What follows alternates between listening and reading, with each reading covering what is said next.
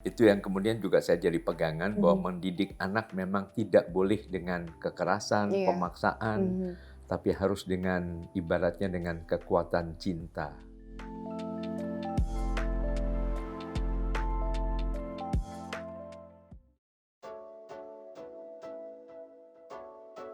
Hai, berjumpa lagi dengan saya Anastasia Pradita dalam program One Day With. Rasa trauma pada masa kecil tanpa disadari membuat sosok ini dekat dengan dunia anak-anak yang penuh dengan keceriaan. Puluhan tahun berkecimpung di dunia anak dan juga pendidikan membuat sosoknya dikenal sebagai sosok yang santun dan juga ramah. Lantas bagaimana kisahnya? Ini dia One Day With Seto Mulyadi.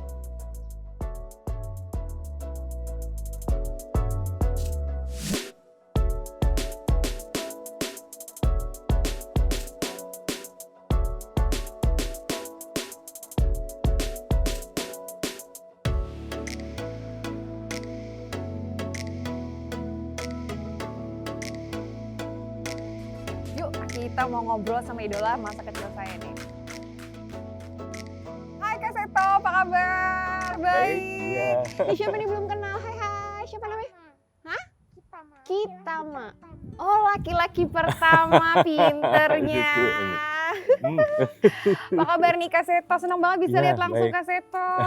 Iya. Tadi dari saya TK loh, dari segede Kitama nih nontonnya Kak Seto. Gitu ya. Iya, Mm-mm. iya, iya. Gimana kabarnya di tengah pandemi, kesibukannya apa nih Kak Seto? Ya. Kayaknya banyak waktu di rumah nih sama cucu. Iya, ngomong cucu, Mm-mm. udah 3 sekarang cucunya. Mhm. Kemudian dia juga berdiskusi dengan anak-anak, dengan Mhm. istri. Pokoknya dibikin suasananya dibikin apa ya, bahagia, tetap semangat. Tapi juga sekali-sekali juga masih banyak kegiatan keluar juga, membantu anak-anak mungkin yang bermasalah, yang anak-anak marginal dan sebagainya. Jadi tetap produktif gitu ya walaupun di tengah pandemi, termasuk membuat konten-konten di sosial media nih Kak Seto ya, viral loh selama pandemi ini. Iya, iya. Iya, gimana tuh kok Kak Seto bisa masuk ke dalam ranah sosial media gitu?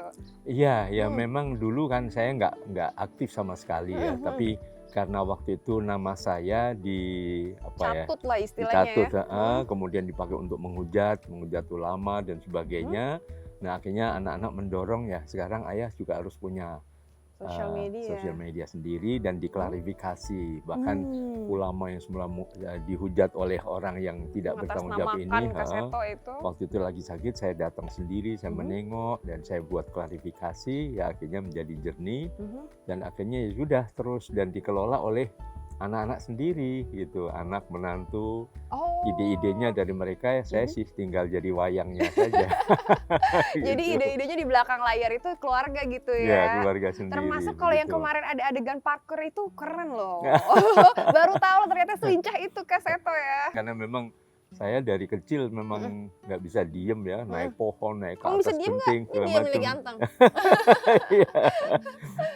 Akhirnya ya sudah, akhirnya sekarang tetap disalurkan lah. Kadang-kadang habis seminar supaya nggak tegang, karena menatap layar terus kan, Iya webinar kan. benar banyak Akhirnya duduk. sebentar begitu selesai ya lari-lari, naik sini, kadang-kadang naik ke atas genting, kadang-kadang Waduh. jungkir balik gitu.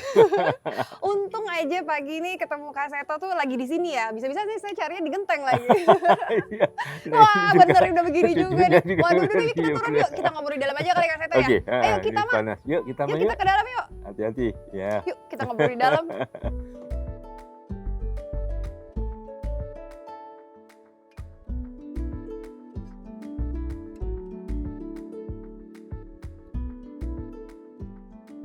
Ya kita lanjut lagi ngobrol di dalam rumahnya Kak Seto yang benar-benar suasananya itu nyaman banget buat anak-anak. Termasuk buat cucu nyaman banget di sini ya Kak Seto ya. Iya nih. Seneng. Seneng. Ayah, kakak mau main ke playground dulu ya. Oh, main sana. Oke, hati-hati Oke ya. deh, hati-hati. Yuk, sana ya. Pamit dulu sama tante. Dadah, hati-hati ya. Aduh tante. Seneng ya, rame jadi di rumah gitu Iya, ya. Tapi kalau iya. boleh tahu nih Kak Seto, mungkin lebih dari 50 tahun kali ya berkecimpung di dunia anak-anak. Iya, iya, memang sejak tahun tepatnya awal-awal tahun 1970 waktu itu. Jadi, 1970. ya sekarang jadi sebentar lagi 51 tahun. Jadi 51 tahun melindungi mengabdi anak-anak di dunia Indonesia. anak-anak, iya. Itu awalnya gimana sih Kak Seto kalau boleh tahu perjalanannya? Bener nggak sih berawal dari trauma masa kecil yang bikin Kak Seto akhirnya care sekali nih sama dunia anak-anak? Iya, sebetulnya traumanya itu adalah pada waktu itu saya kehilangan adik saya yang selisih 1 tahun. Saya umur 4 tahun, dia umur 3 tahun. Oke. Kebetulan saat itu kami berdua terkena malaria sehingga harus dirawat di rumah sakit. Nah, akhirnya alhamdulillah saya sembuh, tetapi dia tidak. Akhirnya dia meninggal. Nah, saya terpukul sekali, saya sedih sekali karena begitu dekat, begitu akrab dan sayang ya. Nah, akhirnya sejak saat itu saya mencoba untuk menyalurkan kerinduan pada adik itu dengan ya mulai senang mengasuh tetangga-tetangga yang kecil-kecil gitu. Jadi saya misalnya ya mencoba untuk mendongeng, mengajak bernyanyi dan berbagai kegiatan-kegiatan yang penuh dengan pengasuhan lah begitu. Dan ini terus terbawa sampai SMA, dan begitu saya lulus SMA, saya pas ke Jakarta, saya lihat acara Taman Indria di TVRI, acara asuhan ibu kasur waktu itu. Saya lihat, aduh, saya juga pengen seperti itu, saya bisa deh. Gimana saya supaya jadi asisten dari ibu kasur. Oke. Nah, waktu itu saya datang ke TVRI, saya tanya, saya mau bertemu dengan ibu kasur. Oh, beliau tidak di sini. Beliau hanya kalau sore saja mengasuh acara itu. Jadi lalu saya tanya rumahnya di daerah Cikini, namanya waktu itu Jalan Kebun Binatang 4 nomor 2 begitu. Nah, dari TVRI waktu itu saya jalan kaki ke jauh Cikini. itu, Pak. Iya, lumayan tuh.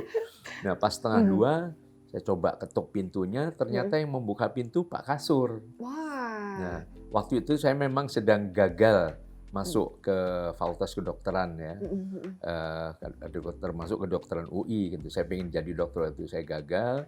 Nah, terus tapi saya bilang, Pak, saya ini calon mahasiswa UI, gitu. Namanya calon, artinya kapan-kapan mudah-mudahan gitu ya. So, oh baik, saya mau bantu Bapak, tapi udah nggak usah digaji Pak. Pokoknya saya bantu sukarela. Oh boleh, langsung diterima gitu.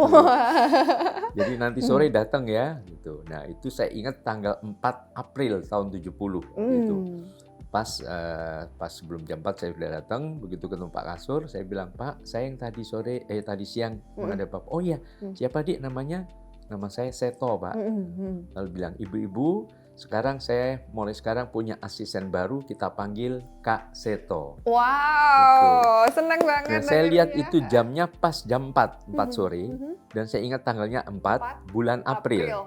Jadi 444 gitu. Jadi wah 4 ini angka keramat. Iya bener ya, biasanya orang menghindari kita angka 4, tapi justru Kak Seto pertama kali ketemu Pak Kasur jadi asisten jam 4 sore tanggal 4 April 1970 ya. Iya. Wow, perjalanan yang diingat sekali sampai sekarang. Tanpa dibayar loh Kak Seto. Iya, jadi asisten beliau. Nah, kemudian saya ingat sekali waktu itu setelah saya dipercaya banyak sekali oleh beliau, tanggal 23 September tahun itu juga saya membetulkan angklung gitu di rumah beliau. Beliau bilang, Dik, ingat ya, kalau saya mati, itu kata-kata itu persis begitu.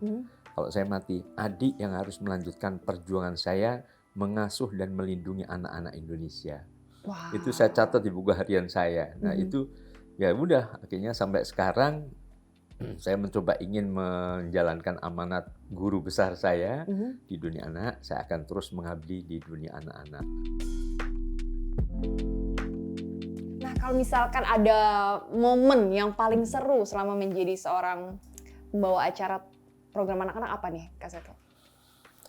Iya, yang paling seru adalah pada saat anak ngambek ya. Jadi pada waktu itu ada acara di TVRI kan, itu acaranya live kan, nggak direkam live gitu. Nah tiba-tiba ngambek, kemudian pada waktu ngambek sempat dimarahi ibunya waktu itu, dipaksa gitu, dia makin nangis gitu. Dalam keadaan darurat itu saya bilang, Ibu tolong deh jangan dimarahin, jangan, biar saya ambil alih. Nah akhirnya saya bujuk, saya tenang, saya ajak nyanyi, saya sedikit akhirnya dia rupanya tersentuh hatinya. Terus ya kita sebentar aja nggak apa-apa kok. Terus dia pegangin tangan saya, terus akhirnya berani tampil dan ya akhirnya berhasil lah gitu. Nah itu yang kemudian juga saya jadi pegangan bahwa mendidik anak memang tidak boleh dengan kekerasan, pemaksaan, tapi harus dengan ibaratnya dengan kekuatan cinta. Jadi itu salah satu tantangan tersendiri ya. Ya, tapi anak-anak zaman dulu sama sekarang kan agak beda juga ya Kak Seto ya. Itu ada penanganan khusus nggak tuh kalau sekarang sama dulu gitu kan? Iya, memang dulu itu informasi yang diperoleh anak hanya satu satu Sumber arah ya, ya, satu yaitu arah. ayah ibu saja. Hmm. Paling kalau ada apa-apa waktu itu ya mungkin radio, tapi kemudian ya TV begitu. Tapi sekarang sumber informasinya ribuan, terutama sejak media sosial ini. Nah, itu harus lebih dengan cara yang tadi penuh persahabatan. Jadi tidak dengan cara kekerasan, tidak dengan cara arogan atau sok kuasa dan sebagainya. Karena kalau tidak, anak justru lari dari orang tua. Jadi Betul ya. saya lalu mengkampanyekan jadilah ada gerakan nasional Sasana. Sasana. Saya sahabat anak.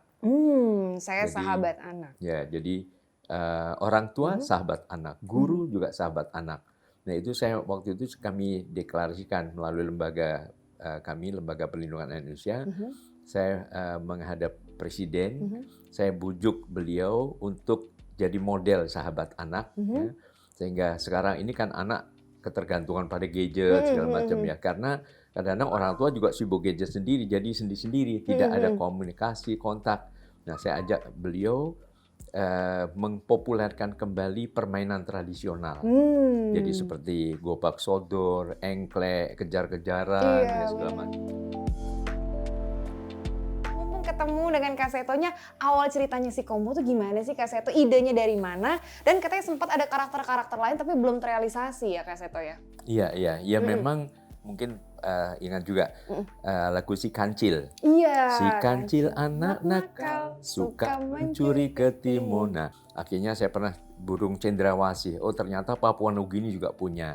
Apalagi ya, ada komodo hanya ada di Pulau Komodo, nggak ada di negara lain gitu. Akhirnya ya udah, kalau si komodo terlalu panjang, si modo atau si komo. Lagunya Si Komo, itulah nama saya. Si Komo, anak yang sederhana. Tahun 89 mengisi salah satu televisi swasta. Akhirnya itu saya munculkan. Nah, sejak saat itu mulai populer, dikenal. Sebelum show hari Minggu, paginya ada semacam car free day. Si Komo jalan-jalan di sepanjang jalan untuk menarik perhatian.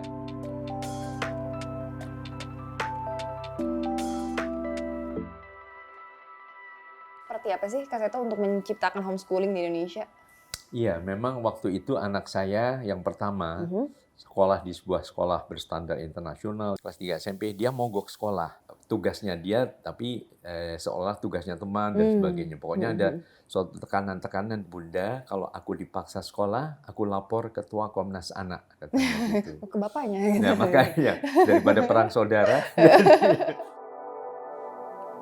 anak nggak boleh dipaksa. Nah, kita dengarkan. Nah, terus gimana? Aku mau belajar di rumah saja. Dia mogok, ya udah belajar di rumah saja. Lama-lama dengan kita sendiri di Kementerian Pendidikan, ya ternyata itu cukup ada peraturan, ada undang-undangnya juga. Nanti akan ada ujiannya ujian paket istilahnya. Paket A untuk SD, B untuk SMP, C untuk SMA. Aku ujian, temanku sudah tua-tua semua, ada yang sudah berkumis, ada kakek-kakek, tapi ikut ujian juga. Oh ya, gitu udah. Ternyata bisa acceleration kelas 2 SMA, dia daftar ujian kelas 3 bisa. Dan akhirnya bisa lulus gitu. Teman-teman dia yang kelas 3 SMA, kemudian juga banyak gabung. Dia sudah mulai kuliah, tapi teman-temannya yang seangkatan akhirnya masuk ke homeschooling juga gitu. Masuk ke dokteran saja, ada di 4 perguruan tinggi, ada di UI, Gadjah Mada, USU, dan Unhas. ITB, IPB ada, tapi ada juga diterima di Harvard, Amerika. Wow. Jadi pokoknya beraneka ragam lah. Gitu. Belajar itu bisa kapan saja, di mana saja, dengan siapa saja. Gitu. Jadi belajar bisa dari manapun. Sumber ya? belajar itu di mana-mana, bisa dari media sosial juga. Jadi dengan cara begitu, anak-anak nggak stres. Tapi sekarang ini catatan dari Kementerian Pemberdayaan Perempuan dan Perlindungan Anak, 13% anak mengalami depresi. Ibaratnya dalam tanda kutip, lupakanlah kurikulum itu. Yes. Jadi jangan terlalu dibebani, karena kalau enggak, hak pertama adalah hak hidup. Karena sekarang ini kan jangan learning what to learn, tapi learning how to learn.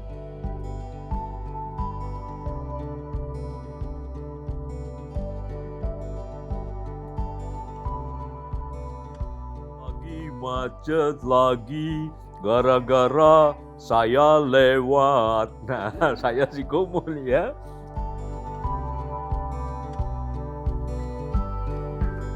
Mimpi saya supaya mudah-mudahan seluruh RT di Indonesia sudah dilengkapi dengan anak-anak.